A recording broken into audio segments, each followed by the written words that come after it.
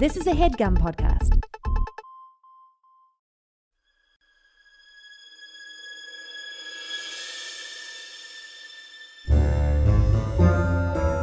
Oh, yeah. Welcome to A Funny Feeling Podcast. I'm Betsy Sidaro. And I'm Marcy Jarrow. This is a podcast where comedians tell us their paranormal experiences, and we listen to yours as well. Oh, yeah. And if you have one of these paranormal experiences that you want to share with us, please email it to us at funnyfeelingpod@gmail.com. Now get cozy. And prepare yourself to be scared silly. This is a Funny Feeling Podcast.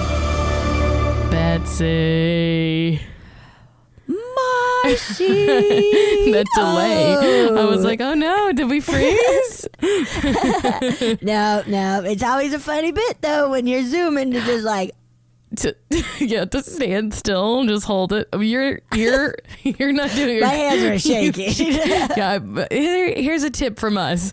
If you want to pretend to freeze, don't put your hands up in the air. Yeah, that'll really blow your bit hard. Shake. Blow your bit hard. Blow your bit hard. Betsy, how's your stay at home going? Pretty good, just I danced to Just Dance today. Ooh. Yeah, I'm decking out my backyard really hard because it is that's going to be our place to hang this summer. So, me and Rose, and Mano and Steve, we're really making it a party zone. I cannot recommend enough getting umbrellas that have a solar panel so that they light up at night. What? Mm-hmm. That's awesome. Mm-hmm. I got a really wild Margaritaville bar. Did you see a picture of it? I'm very pumped. You know I'm a parrot head, right? Yes, have we been to Margaritaville together at City Walk? Absolutely, but some people are like, yeah, I like it, but I'm like, no, I've been to a Jimmy Buffett concert and tailgated and stuff. So you're more of a parrot head than me. I truly just love the restaurant the most. Oh gosh, and I love partying there. Jimmy just does so much, so I'm so proud of him. Jimmy just does so much. He seems fun. He writes books. He has restaurants. He's making margarita machines. I mean, he is nailing it. He's doing everything. Gosh. It's fantastic. What a great. I hope he's a good person. I was more than happy to give him a bunch of money because I won't be able to this summer because I truly one of my highlights is going to Margaritaville and getting wild at City Walk. Yeah. If you guys are in other places in the world and even the United States, California's got a much more strict approach to getting the pandemic in order. So we're kind of I guess our summer is toast. Yeah, which that's fine because it will make a big difference in the end. So, but we're chilling. I'm just I've been hanging out in my yard too a bit. So that's fantastic. We're so lucky we have yards. Yeah, we really. Oh my God, we really lucky, are. Very lucky. Oh shit! Yeah, it's been so nice to just go and sit back there and listen to a podcast. Oh and just chill. I've been out because I'm working now, which is also so lucky. Brooklyn Nine-Nine, Woo-woo. season 8. We're writing it. Holy shit. Can't believe it's 8 seasons. That's so incredible. And it's been so good it's exhausting to sit on a Zoom all day. Yeah. Just eye strain exhaustion. But it's been so good to see other faces since I live alone. Yeah. But I do my lunch al fresco sometimes, so. Oh, that's smart. Yeah, get a little That's sunshine. very smart. You gotta get your vitamin D. Anyway. Got to. I miss it bad. I'm scared. I should start going back on hikes and stuff, but I'm scared. Hey, I'm a little scared. I think that's okay to be a little scared. There are places I think that are less populated, and during the week when people are working, you could get up. Yeah. And go somewhere. Yeah. But I did go on a walk through Beverly Hills, which was really cool. That's just saw a bunch of nice houses. To live. Saw a hawk fucking flying with a squirrel in its hands. Oh my gosh, you think they were its in claws. love? Were they in love? I think so. The squirrel was smiling. And this is my baby, honey. Honey, we're going. So I think they were in love, and they now have a funny little family, like the Brady Bunch. 3 squirrels, 3 little hawks. It's a blended family, but they make it work. They make it work. I've been watching Terrace House. Oh, I watched one of the seasons and I really enjoyed it. So I should watch that again. If you don't know what it is a Japanese reality show where 6 people live together. They are only given a house and cars, and then they just are polite for maybe a year or longer. Yeah, and it's very just real, like just. They go to their jobs in school and stuff, and it's fascinating. The conflicts on the show are like, Betsy, I'm disappointed that you haven't been focusing on your career. I think you should really try to live up to what you said you were going to do, but you keep sleeping in.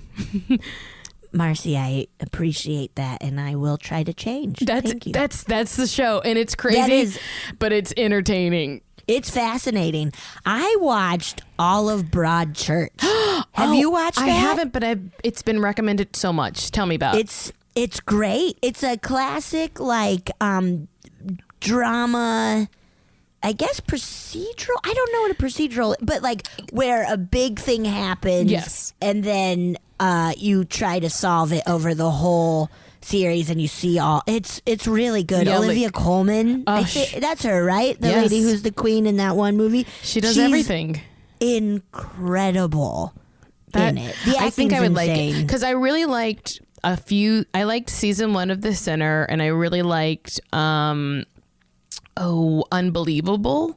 Oh, that's got Merritt Weaver and Toni Collette on Netflix. What? Okay. It's a little I'll like check it out. it could trigger warning for people if it's about sexual assault and about this like I've heard. Okay, yes. Essentially, Keep it's going. like this girl was assaulted and no one believed her in her town, but then it starts happening other places, and then like these 2 like badass female detectives are like putting it together.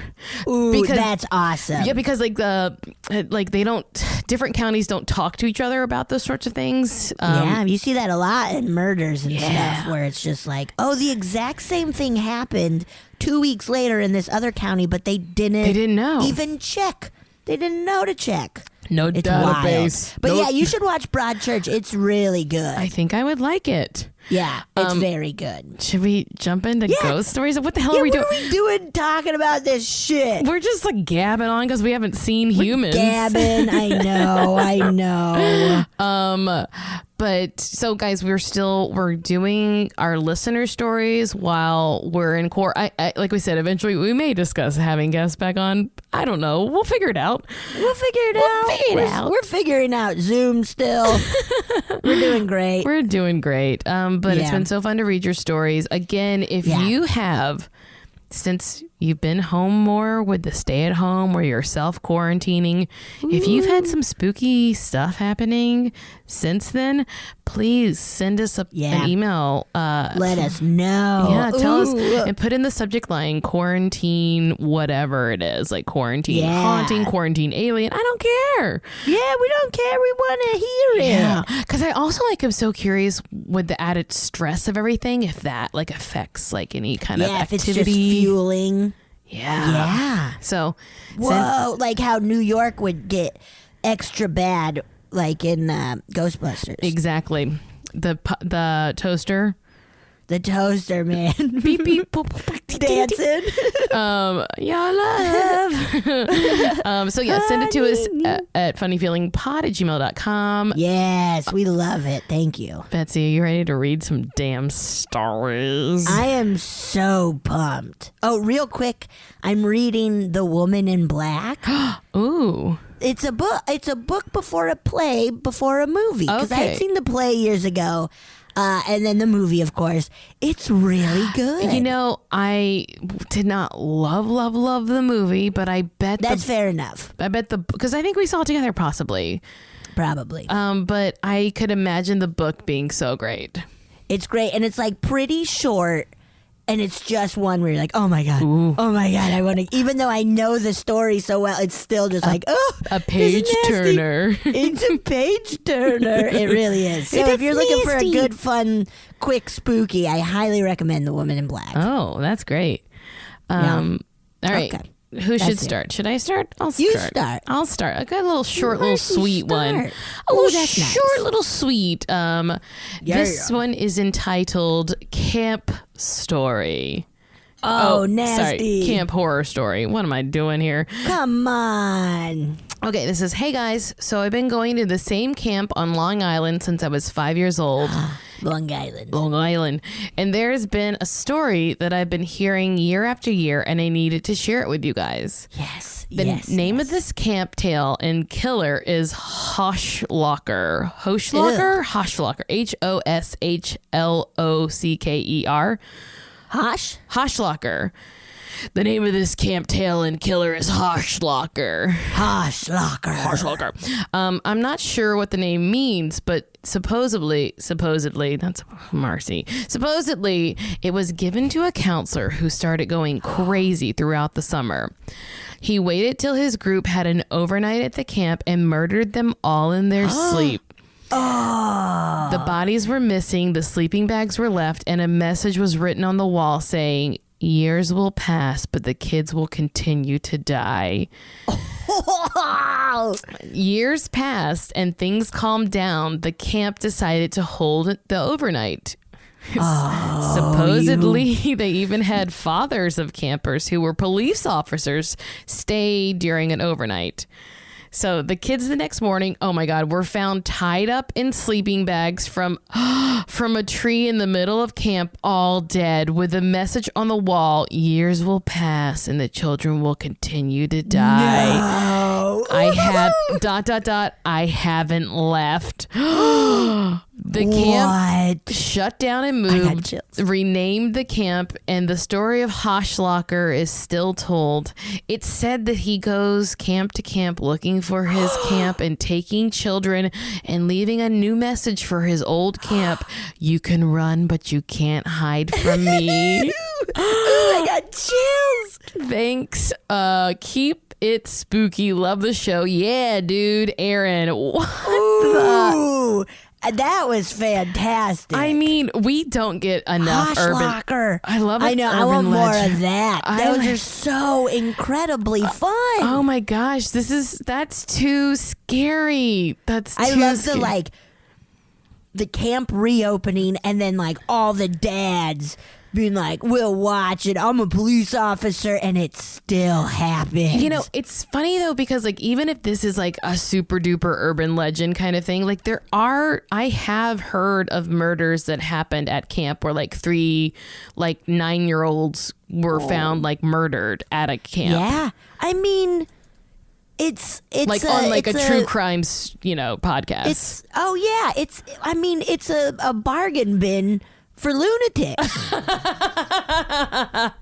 It's it's like the cell when you're at the drugstore, the pharmacy, and like right before the counter they have like just all these little things that you could pick up for $1. Yeah, like a bunch of little wines and candy bars, and you're like, yeah, okay, I gotta do that. Where it is like a camp, that's a perfect place for a maniac to go. I mean, God, think of that, children. The one great thing about not being able to go to camp this summer I assume most camp, I bet some states are having camps open back up. But I bet, yeah. If you feel left out because you can't, just know that you're probably saving yourself from being murdered. Yeah, just remember Hoshlocker. And you're fine. You're fine. Lucky. Oh my God. You're lucky. Aaron, thank you. That was so freaking that was scary. Fun. That was really fun. Okay, you ready? Yeah. This is entitled "The Heartwarming Tale of a Possessed Cat." Ew. Hi, Marcy and Betsy. I promised you two a paranormal story for the show when we were talking after the Comic-Con last year, but I didn't have a minute to sit down and write one up before now. I want to first say how sorry I'm here to sorry I am to hear about your recent loss, Marcy. Thank I you. thought I'd honor your Bo, and thank you too for helping me through a similarly difficult time by typing up my most relevant paranormal story for you. I tried to make this short, but there are 3 ingredients that build on each other, so it did get a bit longer than I wanted. Hopefully that will still work, but feel free to cut out anything you don't think is necessary. We're too lazy. Never. We're way too lazy. Okay. So here's the story. In June of 2018, my little Boston Terrier, Pip, passed away very unexpectedly from what I found out later was likely kidney failure. Aw. Oh. I was away on one of my many unbearable business trips at the time and made it home maybe only half an hour after she'd passed. Missing the chance to be with her to say goodbye was devastating. In retrospect, I realized all the signs I'd missed that showed that she was sick in the months leading up to her passing. Things that I thought were just signs of her getting a bit older. I'd been insanely busy and stressed out during those months, but that didn't feel like a good excuse for not noticing and helping her. I had had Lyme disease for many, many years, and a chronic illness like that is fundamentally isolating. Whoa. Oh, that's terrible. Oof, Lyme disease is so awful. Yeah. Oof. So since she'd been there for me through so much illness, it felt shitty that I wasn't there for her when she was sick. Oh, Marcy, you mentioned on the last episode that losing your cat is not like losing a person, and I totally get that and felt like I had to say similar things when Pip died because to everyone else she was just a dog. But at the same time, I've also lost several people who were dear to me in my life, including a big sister who was like a surrogate mother to me and a grandpa who was my safe place growing up.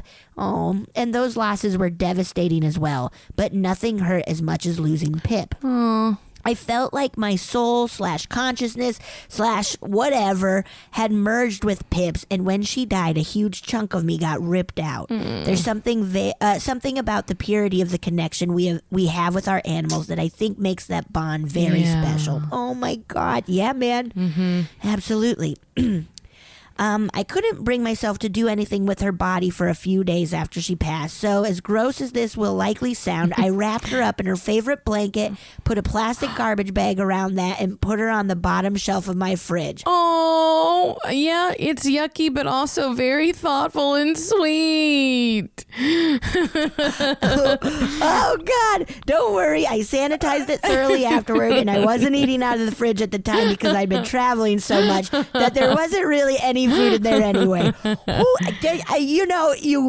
You wake up having those midnight munchies and you're dreary. You're gonna eat your dog. Oh, no. You gotta be careful. Oh, you got a little Pip on your lip. Oh, okay. One night I had what felt like an out-of-body experience. I've had several of these in my life, and they are very different from even my most realistic or intense dreams. Like the textures are very different. Or to put it in new agey terms, maybe the energy vibrates differently in an OBE, out of body experience, as opposed to a dream. So I'm picking up on So I'm picking up on that different underlying vibration or something. I don't even know if that's a thing. All I can say is, for me, the OBEs feel both more and less real or solid than dreams. Like everything feels more important than even in waking life in an OBE. But at the time, you get the sense that any material thing you see or touch is only there so your human consciousness can make sense of the experience, and it doesn't really need to be there and probably isn't actually there. And yet it's all connected to the physical plane as well in some fundamental way. Whoa. Yeah, man. Whereas in dreams, objects and environments feel more incorporated into the experience, like they're as real as you are, but only in the dreamscape. Okay. Anyway, I digress. Whoa. back to the story. When I became conscious in what I'm assuming is the astral plane, I saw Pip's little body lying in front of me, wrapped up in her blanket, just as it was in the fridge. But we were in an otherwise empty space. Oh my God! Like it was just me and Pip's body and the blanket in a void. The body started moving, and I sensed Pip in it.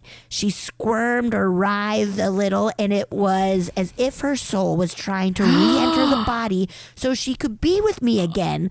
But the body wasn't fit for life anymore, so it was too painful for her to maintain her connection with it, and she had to finally leave the body, which then was still and lifeless again. We've kind of heard stories similar to that. So it's still good, but yeah, where it's kind of like, hey, I'm okay, I don't need this body. Yeah, you're only. We're not even halfway through. This is a long one. No, I'm a little ashamed to say that even when she made a sort of shrieking, gasping sound, as if in serious pain, I was so excited by the idea of her coming back to me, it didn't really register that she was hurting. Afterward, however, I realized that my longing for her to come back and my desire to have a second chance to make things right might have made her feel desperate enough that she put herself through a painful ordeal to be near me again. Oh my God. So then I felt even more guilty. Hey, I was raised in a Mormon family and community. They compete with the Catholics for the guilt, right? Yeah, probably. So then I tried to be less stressful for Pip and to focus moving on. Not long after that, a local animal rescue group saved over 100 dogs, mostly Chihuahuas, from a hoarder not far from where I live. 100 dogs in your house? Pause. We have to talk about having 100 Chihuahuas in one house. And 101 Dalmatians is cute, but guys, that's nasty. That's nasty.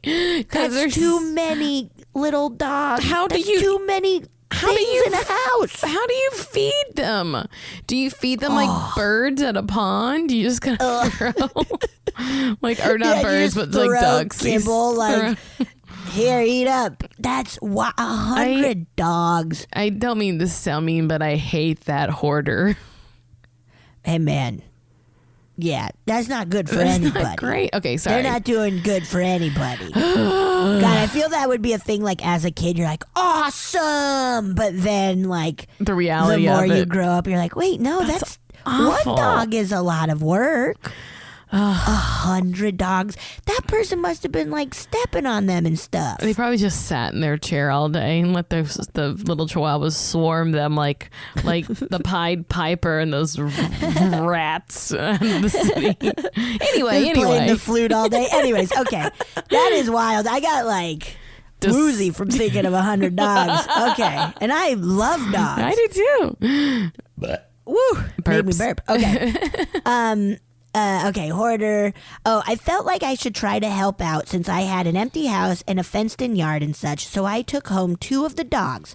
The older one was in very bad shape health-wise and was very grumpy, even going so far as to bite the younger one hard enough to leave wounds behind, so then I had to keep them separate. But on maybe the 3rd day I had them at my house, the older one started behaving differently. In an effort to keep this brief, I won't go into details, but she started doing a lot of things that Pip used to do that I'd never seen any other dog do before. I get that rescued animals do start behaving differently once they settle into a new place, but it felt like more than that. Whoa. It's hard to explain, but when Pip was alive, I got this sense when she thought something was funny. Oh, cute. It was like I could see her grinning, but not with her facial features. Actually, people in my life always commented on how unreadable she was because her facial expression almost never changed and she never made a peep, whereas my mom's dog was very expressive and vocal. But I felt like I could see expressions or moods on Pip all the time, maybe from the glint in her eye, or maybe I was picking up on her energy and quote-unquote seeing it in some telepathic way or something. And when this foster dog's behavior changed, I also started feeling Pip's presence and seeing her, quote-unquote, in there when I looked in the dog's eyes. Okay. Also, Betsy, I should say, if this gets too tiring for you, I can take over. We tag team? I could tag team. We might tag team. I'm following along, so. Let's tag team after this paragraph. Okay. And we have to slap hands. Okay. Through the internet. Hit my computer. Yeah, bust your computer. Okay. Even though I'm into paranormal stuff for entertainment, I'm very skeptical of it in reality. And even though I believed in what I was seeing and sensing on one level, I also couldn't believe it at the same time. I assumed it was wishful thinking, and I also felt like if it was really Pip in there, that dog's body was already so sick it would be a nightmare for her to have to be in it for any length of time, and I couldn't handle making her go through even more pain. Not that I wanted the original dog's soul to go through the same pain, but Pip felt like my responsibility still, and it also felt like a choice she was making to be in there. High five. Slap. Okay. Nice. In the end, having the dogs in my home and life so soon after Pip's death was too emotionally difficult for me, and I sheepishly asked the head of the rescue group if she could find another home for these little beasties, sorry. But even though I really felt like I made the right decision, handing them over what I felt like was my little Pip was very difficult. I told Pip why I was doing it and asked her to please find a healthy younger body to come back to me in so we could be together longer and she wouldn't have to be sick anymore. I felt silly talking to this other dog like that, not knowing if what I was sensing could possibly be real, but I did it just in case it was really Pip. Anyway, shortly after that, I went on one of those awful business trips. What are these business trips? Oh, boy. They just scream business in your face. I'm in a business where I just go and get kicked in the stomach. People hire me and they just boot me in the stomach. It's terrible. That's awful. This one was out to the East Coast. While I was out there, I visited with a cousin of mine who had rescued a couple of very antisocial cats.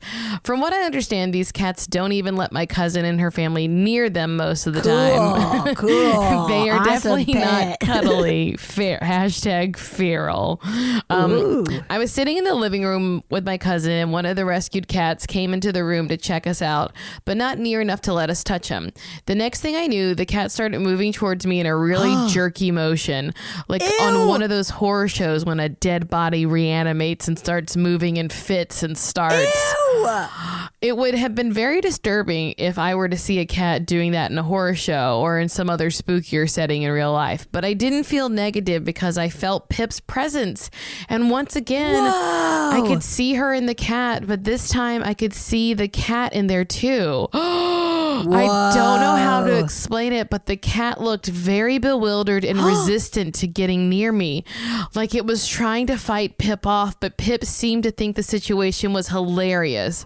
Whoa. I have too many chills, by the way, right now. That's wild. It was like she was determined to move the cat's body to me and also seemed like she thought she was pretty damn clever for getting this whole possession thing to work. She's very clever. The cat, with Pip's help, got close enough for me to pet him a few moments, and then it was as if Pip released him. I could sense Pip. I couldn't sense Pip anymore, and the cat took off, and I couldn't get it couldn't get away from me fast enough. Pip was always so gentle and easygoing and was never one of those in-your-face animals. So at first, I felt confused, thinking that Pip wouldn't forcefully make another animal do something, so I must have imagined it all. But then I thought about how the few times Pip did decide to do something, did decide that something should happen a certain way, she was extremely determined about it. I could see her deciding that Cat was being silly and it should just want to be pet by me, and Pip also wanted to be pet by me again, so she just made it happen. Also, I get the feeling that animals have a different sense of ethics or morality than we do. Yeah, they'll just kill each other. So. They don't care. I don't even know if they know ethics or morality. I don't think they give a shit. They'll just be like, I'm going to eat that other animal and I don't care. Yeah, I'm going to eat and yeah. Poop. Not long after that, I talked to a woman who claims to be an animal communicator. I'm still skeptical of this as well, but I will say that I hadn't told her or anyone else about my suspicions that Pip had entered other animals' bodies. All I said was that after Pip died, I'd gotten 2 foster dogs, and she interrupted me right then and said, Pip jumped into one of those dogs for a little while to be near you and to practice so she knew she could come back to you when you were ready for her. Oh my gosh. So that left me speechless for a minute. She also said it was right for me to give the Fosters back because it wasn't the right time yet and I deserved time to grieve. Oh, shit. That's crazy. The animal communicator said that animals aren't like us when it comes to entering and leaving bodies. She said they can do it much more easily than we can do, and they pop in and out of their own bodies all the time and can swap places with each other when they want to as well. Not sure if that's true, but after the experience I'd had, it sure made me think. Anyway, I had a couple of other out-of-body experiences with Pip since then, but I don't want this to get any longer than it already is. Again, it could be wishful thinking, but after all those experiences, I feel more inclined to believe these things are possible, and I'm looking forward to when Pip can hopefully come back to me. Oh. It hasn't felt like the right time yet, but since I'm now a forced shut-in, I'm starting to feel like it's time to start looking for her again. If I told almost anyone in my life any of these things, they'd think I was a crazy person, so thank you for providing a forum where we can discuss it without judgment. Also, I found your podcast along with Bigfoot Collectors Club shortly after Pip passed, and you cracked me up so much during a time when it was so hard to even smile. So thank you so much for helping me through a very hard period of my life. And Betsy, as I think others have said, you had me at your first gross. I hope Ew, nasty. Ew, nasty. I hope Gross. you're both doing well. And Marcy, I'll light a candle for your bad boy Bo tonight. I hope he finds his way back to you soon. Hugs. And this is from a pseudonym, so no one thinks she's crazy. Mitzi. Thank you, Mitzi. Whoa. That's so wild Yes. and awesome. Yeah. Animals can do it so easily. You know what's really funny is because Bo was bad, right? Bad boy. He was a bad boy, and I talked to an animal communicator once about him, and she was like, talked about sometimes he would get into a state where he was like in attack mode with me, and it didn't happen a lot, but he would just like his everything about him would change. Like he just looked like a different cat, and like his ears would go back and his eyes would go big, and she was like, yeah, he sort of like leaves his body a bit. Whoa. And like she said that about Bo, that he would like leave his body. Wow. That's cool. But she didn't say that like someone else was taking over. She just was like, yeah, he kind of like gets out of his body, and then like, you know, he needs to be grounded. Like he needs his energy to be grounded again.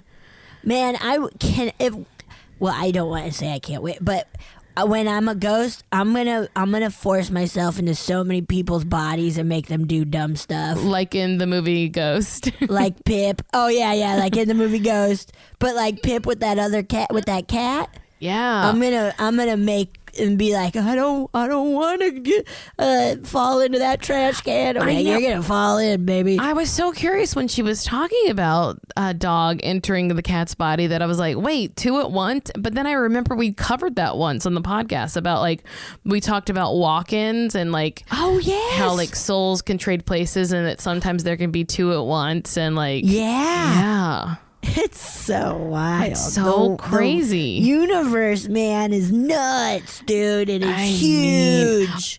I also totally get that, thinking that an animal is like thinking something is funny. Oh yeah, yeah. But he would do stuff. Oh yeah, go ahead. Well, I'm just saying he would do stuff that I was like, he's doing that to like because he thinks it's funny right now. Yeah, because I feel it is like essentially, you know, just like fetch or whatever when they're like, this is fun, let's keep doing this. Yeah. Just like where it's like with kids and stuff where it's like, that's funny, keep falling down. You're like, okay. Yeah. But no, I was like, he has comedic timing though. Like he would know like when to like do something to like scare me. Like he thought things were funny. Yeah. I think that's definitely, just from remembering my dogs that I grew up with, absolutely. They're funny, man. They're little funny little dudes. Ooh, funny little dudes. Well, thank you, Mitzi, for sending that. Thank you. I got one. Okay. You ready? Is it okay? This is. I don't want to wear you out. How's your tongue? Your tongue okay? It looks great. It looks beautiful. Thank you. So it's long. Feeling good. I have a long tongue. Gene Simmons over there. I I'm not even trying to push it. Dun, dun, dun, dun, dun, dun, dun, dun, dun, dun. Okay. Push it good. Okay, so this is entitled Ghost/Murder Story from Down Under. Dininda. Down under. Okay. Hi, Marcy, Betsy, and guest. Not. They didn't write not. I added not. Yeah. Thanks for trying to do an Aussie accent with the last story. What the fuck are you talking about? Trying? We would never do that, right, mate? No. No. And here's a tip if you want to try again. Oh. If you pronounce a word ending in ER with an it sounds Aussie. Like dinner, it becomes dinner. Like dinner. a burger? No. Dinner. A burger. A burger. That dinner. Or just basically do a Boston accent. It's pretty similar. Anyway, back to the story. Okay, this experience comes from my mom. It was early in my parents' relationship, probably about around mid-70s to set the scene. Hell yeah, disco, bell bottoms. Bell bottoms. What else is in the 70s? Velvet. Velvet, lots of velvet.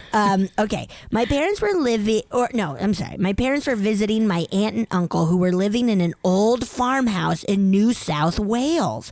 The bathroom and part of the kitchen were outside. Gross. Thank you. That's nasty. And my mom kept getting really creeped out and hearing weird noises whenever she was near the kitchen, which you had to walk through to get to the bathroom. Ugh. She didn't say anything to my dad or aunt. She didn't want them to think she was weird. One night, she really needed to use the bathroom and ended up waking my dad so he could walk her out. When he asked why, she told him about the creepy feelings she got, and then he said he got the exact same feelings. Ew, gross. The next day, my mom asked my aunt if anything had happened in the house, and my aunt told her how a family was murdered in the kitchen in the early 1900s by a man called Jimmy Governor. Jimmy Governor? Jimmy Governor. Jimmy Governor? That's perfect Australian. He was a part Aboriginal man married to a white woman named Ethel, and they both worked for the Mobby family. Mrs. Mobby. Mrs. Malby and the school teacher Helen would apparently taunt Ethel for marrying an Aboriginal man. Oh my God. School teacher taunting? I mean, in the 60s though, Well, this is 1900s. Oh shit. Even so worse. Even more. I mean, people were fucking terrible. People still are. No, they're all good. They fix things. Just Weird. today. Did you not see the news? Oh shit. There's an article saying everything's fine and people are good. Pro-humans. They're loving. Oh, wow. Yeah, they're good now. Oh, good. Okay. Shit, man. When Jimmy, okay, so she was getting taunted. God damn it. Oops. When Jimmy confronted them with his friend Jackie, both armed with tomahawks and nula-nulas, which are club-like sticks, Helen was quoted to say, "Oh man, poo, you black rubbish. You should want shooting for marrying a white woman." Oh my gosh. Oh Jesus. Jimmy then lost control, killed Mrs. Mobby, Helen Kurz, Grace, who was 16, Percival, who was 14, Hilda, who was 11, and seriously injuring another young girl, Elsie. Wow, everyone did bad. Everyone was bad. Everyone except for maybe Hilda. Everyone was bad in this situation. God. After that, he and his brother Joe went on a murderous rampage, killing 4 more people, including, this is tough, Marcy. Let's just say it was bad. I see it. I'm looking at it. So they went on a rampage. They did the worst things. Can we say that? Atrocious things. Okay, yeah, we're not gonna. And then on top of that, they robbed people. And they robbed. They were eventually caught and hanged for their crimes. Jesus. Thankfully, my aunt and uncle didn't stay in the farmhouse long. I think it has since gone to ruin, and is now used for farmland. Whoa. Also, Betsy, I saw you outside of UCB and had to stop myself from jumping out and yelling my ghost stories like a crazy person. So I just stared at you. Hope I creeped you out. You guys are the best. Lyndon. Whoa. That's so What a wild. Oh. fucked, and every side of it is fucked. Even the outdoor kitchen. That's the most fucked up part. No. Oh my gosh, God. that really is so That's one of those. It's sad like, and messed up on every level. man, I have like the idea of being in a place where something so awful happened, and with that kind of like negative, nasty energy, like I don't know that I've ever experienced anything like that gross and bad feeling, and I don't wanna. I'm just gonna say it. I don't want to. Oh boy, do you ever read Reddit's or like there's a Twitter feed for Reddit's "Am I the Asshole"? No, It's just like I don't. Do you know what it is? It's people kind of like writing in this Reddit thread of like, am I the asshole? My dad, like blah, blah, blah, blah, blah. And I told him blah, blah, blah, that kind of stuff. That's funny. And then so they have like, they can reply like, you're the asshole or not the asshole or everyone is the asshole. That's very funny. This is a case of everyone. Everybody's the asshole here. Everybody's an asshole in that. Whoa. Ugh. Oof. That is. Doesn't feel good. You know, some of these ghost stories are heartwarming, and that one wasn't. that one froze my heart cold. She's frozen. She's clutching her pearls, guys. I'm clutching my pearls. It messed me up so bad. Oh, fuck that all. Shit, man. Maybe we should take a quick break. Yeah, let's do that. And we're back. And we're back. And we had to take a 7-day break after that story. Yeah. We'll see if it even makes the cut. We'll see if it makes the cut. Look, if it does, just know that we felt bad about it all. Yeah, man. Fuck that whole situation. All right. Yeah. Here's a story, and it is called Ghosts Are Loud. Which sounds like the beginning of a children's book, but Ghosts are loud. Ghosts are loud. Hello, my name is Sylvia. Yes, you can read my name. Hell yeah, Sylvia. On the podcast, and I love your podcast. I lived in 2 haunted houses and have lots of stories, but I'll just tell you one of the tame ones. What? Come on, give us the ones that are gonna make us. We want the Skinamax ones. We want the Skinamax ones. We want the ones that can make our hair turn white and make us just talk like hi.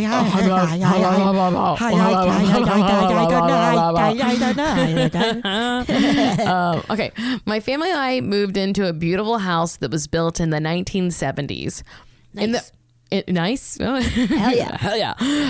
It was the early 2000s. It was 1 floor, 4 bedrooms, had a pool and 2 living rooms. Please. Oh shit. I want to live there. 2 living rooms at 1970s style, 4 bedrooms. God, do you think they were the ones sunken in living rooms? Absolutely. Fuck. Yep. That's all I want. Have we talked about this on the podcast? No. That's the house I want. Oh my God. It's just like a ranch style sunk in. I had a sunken in living room, and it was like, but modern.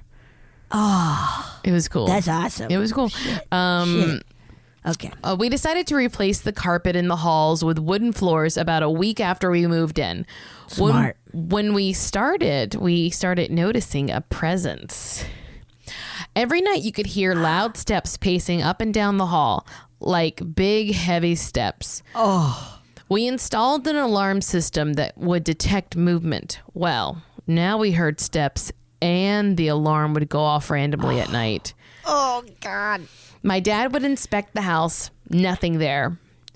One night, one of the living rooms had white carpet and no one was allowed in it. Yep. Yep, I had friends who had living rooms like that where it's like, don't even go near it. And you're like, okay. Okay. Every morning there were footprints in the carpet. Ew, gross. Oh, God. Big. I got chills. They were big man ones. Okay. We convinced ourselves my dad was probably sleepwalking. And even if he also said he heard the steps. Oh no. My parents put a plastic sheet on the carpet and floors so we wouldn't hear the steps. Well, now it was steps and squeaks. The ghost really liked pacing the halls and living room. Even if there was only activity at night, there was a constant feeling of being watched. Oh, God. I remember grabbing all the crosses and Bibles I could find, surround myself and pray in my room. I just felt eyes on me everywhere I went, and it was very scary. Oh, God. Oh, God, no.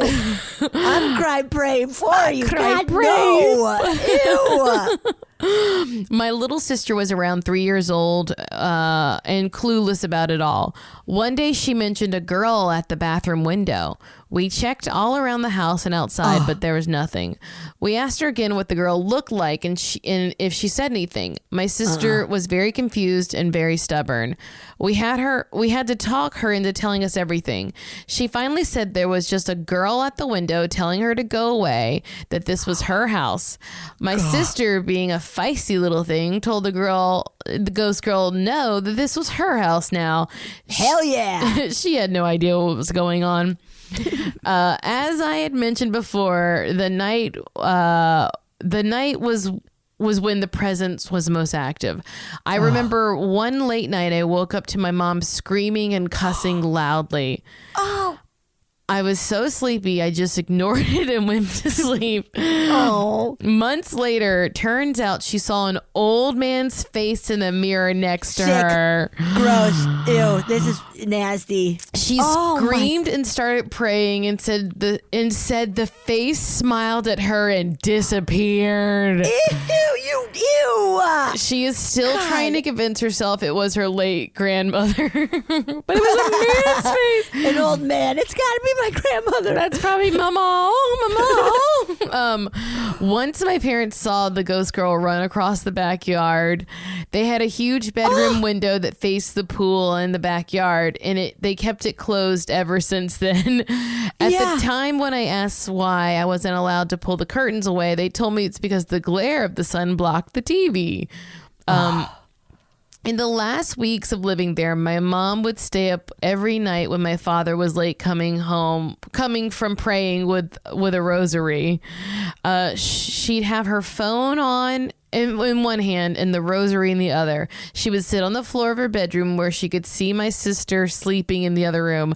Sometimes I'd join the praying as she called my dad over and over again, insisting he come home now. After a year of living in that house, we decided to put it up for sale, furniture included. We just wanted out. The same day our house went up for sale, we sold it. We sold it in maybe 5 hours. We had to get out in a week. I guess the ghost really didn't like us. Well, that's one of my many stories. Thanks for reading. Best, Sylvia. And that was fucking tame? That was the tame one, Sylvia. That was the Sylvia. Sylvia. You know, I was thinking during this story with her like little sister being like, "Nah, this is where I live." There should be a service where you just send in young kids who have no idea what's going on. Sassy kids to just clear out your house. Get out of here, stupid. Just be like, I don't know, you get out of here. Yeah, this is not your house. Duh. And they could see them better than adults. So like, I think we got a business. Oh, I'm going to make $1 million off of this business. $1 million. Whoa, that had all the greatest hits, man. Oh, boy. I loved it. Creepy, like, little girl also running through the backyard. Steps, nasty footprints in white carpet. An old man, or maybe a grandma. I swear it was my grandmother. I just screamed because I was so excited to see her. Just the idea of your parents seeing someone run across the backyard is so, and them not being able to tell you because they're like, well, you'll just die of fright, right? Like you'll just fully die of fright. That is so creepy. And like, having to see your mom holding the phone with a rosary and like praying Everything and is calling fine. your dad. That is such a scary visual. Everything's That's cool. so scary. It's okay. I don't like it. I don't like it. That was good, man. The tame ones. Send us the wild ones. Send us your My heart wild might one. stop. Sylvia. Shit, Sylvia. Okay, I got one. You ready? Yes. This is entitled "The Face in the Closet." Whoa. Okay. Victoria again. I can't stop listening to your podcast, and it's jogging my memory of all the fucked up things I've seen ghost-wise. Hell yeah. Hell yeah. Hell yeah, dude. I've lived in my apartment for going on 3 years, and I know it's haunted. Spirits stick to me, not to the places I live. My sister once told me our childhood home wasn't haunted anymore since I moved out. Oh my no. Oh my gosh. She was rubbing it in your face. Yeah, when you left, so did all the bad things. So did all the ghosts. So whatever. We're happy now at home. But in this house, the spirit likes to hide in my boyfriend's closet. My boyfriend always leaves his closet door open, and I always have to close it when I get home at night, because otherwise the spirit just stares at me and smiles from the closet. Ew. Not a nice smile, not a smile of comfort, a smile that says he knows that he's scaring me. Gross, man. Ew. If I go into the room and face the closet, he's gone. But I can see him from the living room. I have never had this spirit before moving into this apartment. He's super creepy and I hate him. Bye, Victoria. Bye. Okay. Victoria. I Shit. think that's disgusting. That is awful. Ugh. Awful to hear. And I Awful feel like to imagine. we've talked about it before on the podcast about how these little nasty ghosts get like a little high off of scaring people. Yeah. And so like it's like, because my first instinct is to be like, oh, it's malevolent. But then I'm like, maybe it's just someone who's like, oh, yeah, it's happening again. That's a fun one, because I immediately thought this was an evil piece of shit ghost. Yeah, think of it as like your friend that makes you go on scary roller coasters. Oh, yeah. Like, you're like, I really can't don't do that. want to. And they're like, please, please, please, please, please. You're going to love it. You're going to love it. And then you're wrecked for the whole day. Yeah, and then you getting scared makes them even more excited. I don't hang out with people like that, Marcy. Okay, but I am that person. I was about to remind you of the time that I hid behind a car and scared you. Oh, my While God. you were Yeah. very late at night walking home. Yes, it was very scary. I was like, this will be super funny if I pretend to rob her. Joke's on me. I got robbed a few months later. Oh, boy. Oh, my God. You did. Oh. But I think it's nicer to just feel like maybe it's like someone is fucking with me because they derive some pleasure from it. Because they're figuring it out. Like, Yeah. whoa, it's working. Oh shit, like he's just like, what's gonna happen? What are you gonna do? What are you gonna do? What are you gonna do? What are you gonna do? I mean, it could be like that rush. Remember when you were a kid and playing like hide and go seek? Or, yeah, that rush of like, we're gonna scare That's someone. exactly what I was thinking. Like that exactly. Oh, man. That could be it, where you're just like, you almost like pee your pants. You're so excited. You're like, Yeah. oh my God, do I have to go to the bathroom right now? And I it's can't, like- because we gotta scare someone. It's devious, but it's not quite evil. Right. Yeah, it's like Okay. mischievous, you know? Okay. Yeah, mischievous. Mischievous. Mischievous. It's a mischievous ghost. Mischievous. All right. I got a double header here. Oh, shit. Cool, I'm gonna man. read it to you. It's called the Bridgewater Triangle. What? Okay. Hi, Betsy and Marcy. I am from an area of Massachusetts named the Bridgewater Triangle. I don't know too much about it, unfortunately. I do know that there have been Bigfoot sightings and many Whoa. ghost sightings. Whoa. Hell yeah. Massachusetts is haunted. I mean, it was like one of the first places that people came and like just like were like, this is ours now. We're terrible. And we've taken people it. were like, no, we're here. I mean, it was, right? It was one of the first 13, right? Yeah. Oh, yeah, absolutely. A lot of stuff has gone down there. Tea Party, ever heard of it? Ever heard of that one? Personally, I can only think of one strange experience. My best friend growing up lived on a big cul-de-sac next to some power lines. One of the neighborhood kids had to go home, but the rest of us could continue to play outside as the sun went down. Those days. Those were the days, oh, man. God, summertime. Playing Ollie Oxen free into the dark. Boy. Oh, fuck. Summer was fun. Talking about being excited to scare people. Like, that's the age. That's exactly what I was thinking of. Is just Absolutely. being like, oh my gosh, We're gonna get her. And then like going home and being like, I get to watch a movie now because it's summer. Oh boy. Gosh, summer was fun. It was the best. And it will be again one day. Yeah, it will. I remember that we were yelling to our friend and he was yelling back from his window across the street. All of a sudden, the entire sky turns green and there was no noise with it. The neighborhood kid immediately yelled to us, "What was that?" And none of us knew. It was the scariest thing ever. None of the adults could explain what had happened. Looking back, it might have been something to do with the power lines. However, I felt like it would have made a noise if it was electrical. I'd love to hear what you guys think. I hope you enjoyed my unconfirmed paranormal Bridgewater Triangle story. Whoa. Love you guys. Nicole, P.S. There's a Bridgewater Triangle movie that you guys should check out. I should probably watch it too. Haha. There's a follow-up. Cool. Okay, so follow up to my last email. I watched the Bridgewater Triangle last night, free on Amazon Prime. What? I'm writing it down. I'm gonna watch that. Definitely worth watching. And I thought of one more Bridgewater Triangle story. Across the street from my childhood home was a pond and a campground. The campground. Yeah, no. I think that sounds lovely. That's all I wanted was to be on a scary ass campground.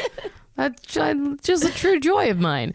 All right. The campground closed and was sold in the early 2000s. Also, did I ever tell you that I lived on an abandoned water park? Like, my mom and dad were builders and they, with some other builders, developed it into a subdivision, but it was from the 70s and 60s. What?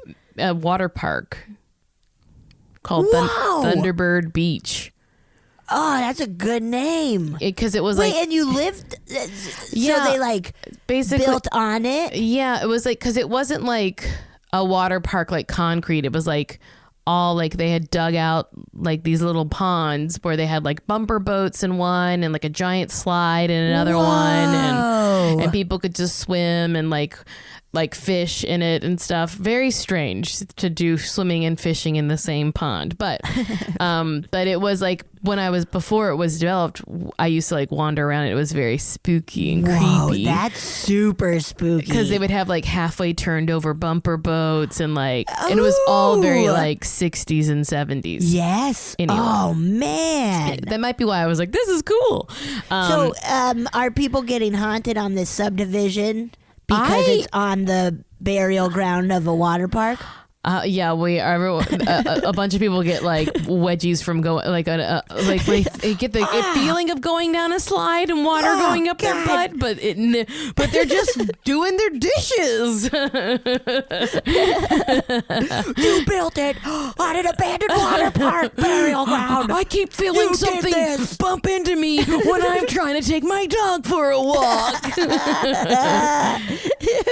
I constantly am swallowing chlorine and have poops. I have the poops. That was the thing, is it wasn't even chlorine. It was just dug out ponds. Wow, that's even better. That's why when it was very easy to make it houses on lakes. Of course. Nasty. Ooh, that's cool, man. That's spooky. Okay, after that so the campground closed, was sold in the early 2000s. Great. After that, there were just trails wide enough for a single car and remnants of a basketball court and bathhouse. My dad would bring me over there to ride my ATV. He would stand by a trail while I rode around a small section. I always felt like someone was watching me, or that someone would appear as I turned a corner. Because of this, I would always stop and talk to my dad. he would insist I keep writing because that was the reason why he was standing around, not for me to stop and talk. He just wanted a moment alone. Yeah, seriously, please just ride. I bought you the ATV. Just ride it. I just want to think. Just ride it. I need to just think right now. I often did not want to because the woods were too creepy. There were old bicycles hanging from a tree about 20 or more feet high. Old rundown couches and etc. It was just made for a creepy feeling. Around 2009, people wanted to put houses on the land. However, plans were delayed because the land held an unmarked grave, Native American burial ground, what we call the IBGs, guys. A lot of ghost stories have an IBG. The location of the burial ground had been lost in the late 19th century. Archaeologists never found human remains, so the building processes resumed and a subdivision was built around 2013. Walking the street, even though it was now houses and not woods, still feels like something not human is watching me. I have never seen anything odd happen there, but I haven't tried to look for anything odd either. XOXO Nicole. Weird. Ooh, yeah, that's creepy, man. Okay, let's go back to the water triangle. To the first. Let's talk about the first part, to the green sky. Do you have any theories? UFO? Like something space-wise? Outer space? You know, I'm from the deep south, so I don't know if this would happen up in Massachusetts, but once I was driving my car out of my subdivision that used to be a water park, and I looked in my rearview mirror and the sky was completely green behind me, and then all of a sudden I saw a funnel cloud. It was, is that tornado? Yes. But whoa, in a world where you don't see the tornado touching down because it's like maybe behind trees or something, maybe, I mean, but she would know if there's a tornado, surely, right? Or maybe it just never formed. Maybe the funnel. But I mean, yeah, weather is so, like when it is that humidity, right? That's how it works, like humidity hitting cold air or something. I think so. Like, I don't even know. Yeah, could. Yeah, it looks like truly like a Wizard of Oz type kind of like green, like, like just this like dark green color. Holy shit. I wonder if that's kind of it. Like maybe it was just like, but it felt like it was so quick. I mean, that's how it happens though. What's that thing? Like there's a beer from San Diego, Green Flash. What's a Green Flash? Do you think that's what it... I don't know what a green flash is, Betsy. We have to know what it is. I just know it's a beer. Green flash. I mean, we're only getting the... Okay. I'm only getting... Oh, okay, you're right. Okay. The green flash and green ray are meteorological optical phenomenon that sometimes occur transiently around the moment of sunset or sunrise. But that's the sun like going down. Like that's like the spark that you see. It's like a green spot. But like, it could have been dusk. That's true. And it could have been a green flash. I guess it could have been like, you know how like sometimes the sky lights up like purple and pink for us out here in Cali? Yeah. Maybe it was the greenie. Yeah, maybe it's a greenie on the East Coast. Yeah, but that's... Or maybe it's a fucking alien, dude. Yeah. I don't know. Like I would like, it's one of those things where I would love to be like, what is the thing happening here? Because I think that kind of weather shit is almost as fascinating as paranormal. Because it's like, how does it absolutely is. I mean, I don't want to sound like an insane clown posse, but magnets, how do they work? You know, it's like that. I mean, it is fascinating to think about it. It's like, wait, what? That does seem so phenomenal. Phenomenal. Magnets and gravity and stuff. Or it's like, that's That shit's paranormal, crazy. man. It's crazy. Too wild, And a man. scientist is like, I've told you 1,000 times, Betsy, it is not paranormal. It is science. No, hey man, coronavirus is very spooky and very paranormal. All right, Betsy, we have time for one more if you got Ooh, one for us. perfect. I got one. Are you ready? Oh, we didn't talk about the ATV stuff though, and the Oh, I mean, I feel if there's there's a vibe in there for sure. yeah, You know, like probably because of, once again, Massachusetts, just everywhere in America, because there's been so much wild. I mean, the whole world has such wild history, but yeah. Like shit went down. I will say good on them for bringing in archaeologists to like check see if they like knew Yes. that at one point this was Yeah. a burial ground for some like Yeah. First have a Nations people friend or what is who yeah, go I ahead. went to college with, and he's an anthropologist and archaeologist and stuff.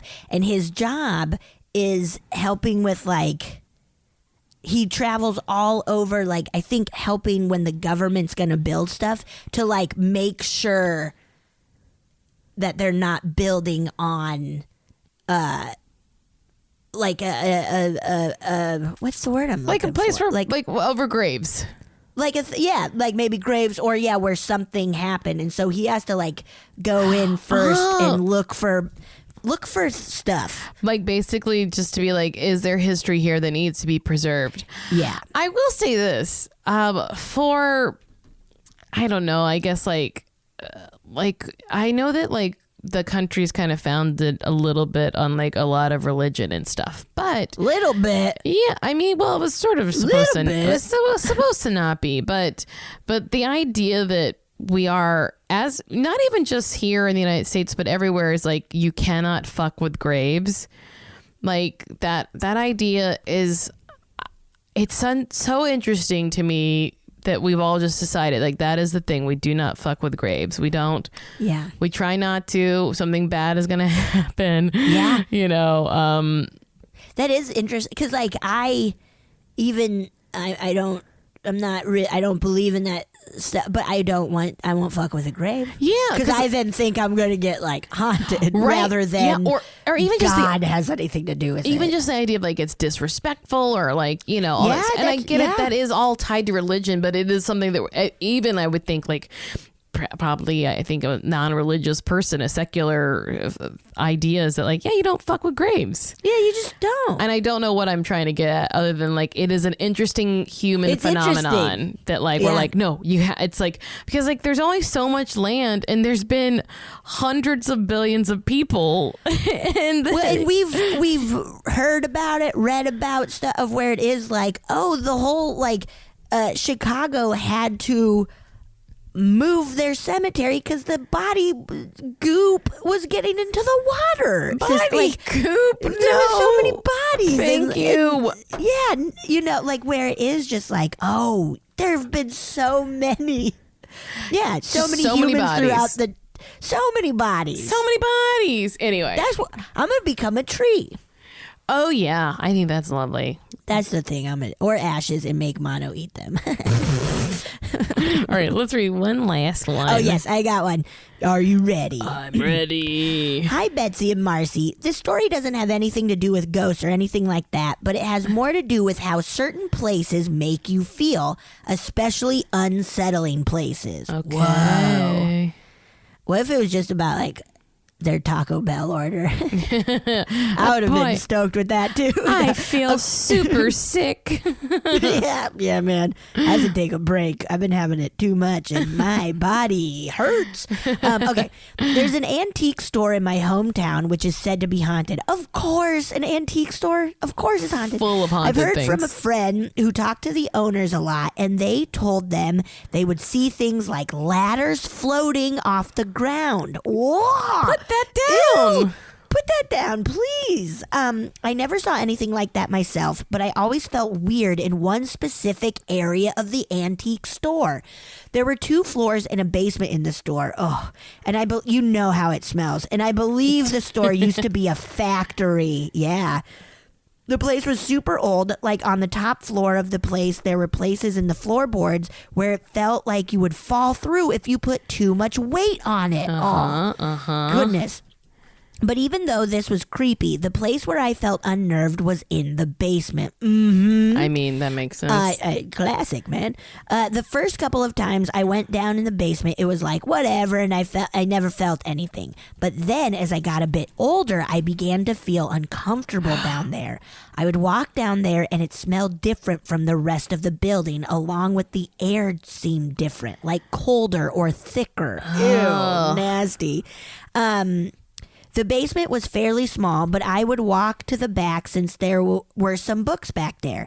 As I walked back there, I would feel kind of weird, and by the time I walked back there, I would feel so uncomfortable that I couldn't stay down there.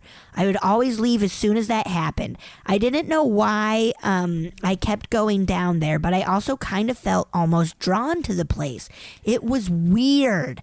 Then, one specific time, I went down to the basement, and it just felt different from all the other times. I walked through it to the back where the books were. I looked around for a minute, feeling like I normally did, but I didn't leave right away. I turned to this one wall, and there was this large mirror there. Nasty. It had been there since I started coming to the antique store. I turned to the mirror, and I just froze and stared at myself for a beat. There was no one else there, nothing in the mirror, no one behind me, nothing. But I felt this overwhelming sense of needing to leave. Oh, gross. I felt so uncomfortable down there and unwelcome, so I turned around and went back up the creaky stairs. I have gone down in the basement once since then, and while it wasn't as bad as that one time, it was still unsettling. Rachel. Ew.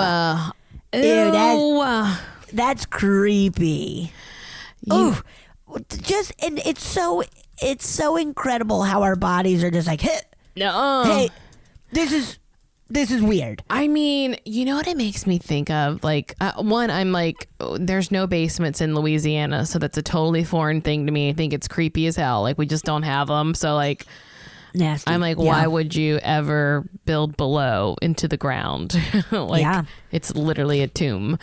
But it made me think of, well, one, her like turning to see in the mirror there's nothing there, but it still made her scared. Almost as if like something, like knowing that if you could, you would see something. Like you just don't have that ability to see it, but there's something there. But there is in fact something, and like you're kind of halfway there to seeing it, where you're like, I feel that there's something here. Yeah. I'm going to look even. I'm going to make the move to see if it is, but I just can't get there yet. I'll raise you one and say, there's different types of like the clairs. There's the clairaudient, the clairvoyant, clairsentient. So maybe this person couldn't see. Yeah. But they could feel it. Could feel. Yeah. Oh, goodness. And you felt it so strongly that you thought maybe you would see it. Every time. Mm-hmm. Yeah. Do you know what it makes me think of, though? I was going to say it earlier, is it makes me think of the last scene of Silence of the Lambs where she's like in the basement. Clarice Starling. Spoiler, you got to fast forward to 60 seconds if you've never seen Silence of the Lambs. Yeah. It's a good movie. It's one of my favorites. But like she's in the basement and he has the night vision goggles. Yes.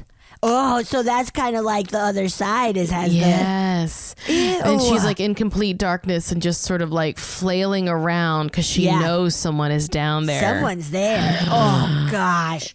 Yeah, that's so scary. Too scary. You know what?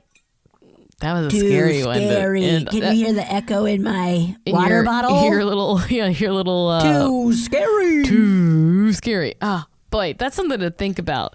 That blew my mind. That's blowing my mind. Maybe every time you're scared, it is something. Something is there. Oh my gosh! But you just can't. Or like you're not ready yet, or you're not capable of. When someone is blind, they cannot see. That doesn't mean that everything they sense and feel isn't there just because they can't see it. That's just that's one of the senses they don't own. You know, they don't happen to have. But their other senses are usually heightened because of that. Therefore, with the paranormal stuff, same could be said. Yes. Holy shit. It's just a sense you don't have, but you could have other things. Yeah. Oh my gosh. That's good, Marcy. That's good. Basically, I'm saying you're haunted all the time, everybody. Enjoy. And I can't do any of it. You can't let yourself go there. I can't let myself go there. You're not emotionally ready to be haunted. No, you kidding me? I'm absolutely not. I cry at commercials. I'm not ready. Oh, you're like, oh no, Domino's. I've been crying at a lot of commercials. I mean, every commercial is just too. You know, we're all in a bad state, dude. We're all in a bad state. I told you this. I cried at fucking Who Framed Roger Rabbit. It's just, ugh. Who did frame him? Who framed Roger Rabbit? Don't kill the shoe. Don't put the cute shoe in the dip.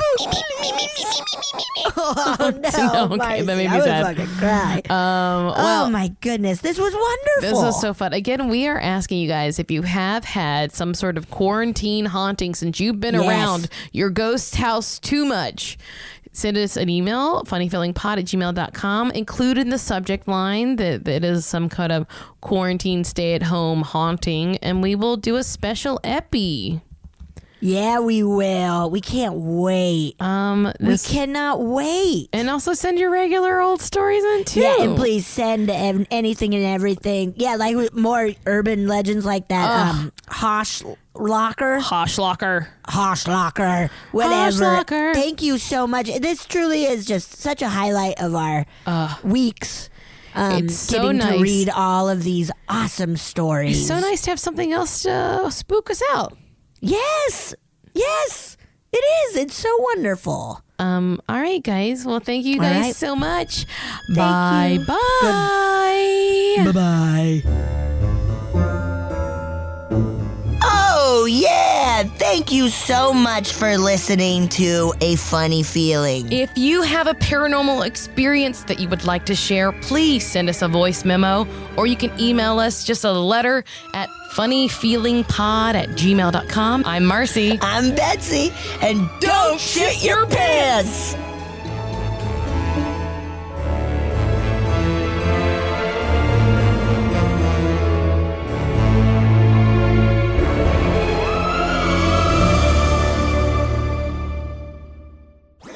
That was a HeadGum podcast.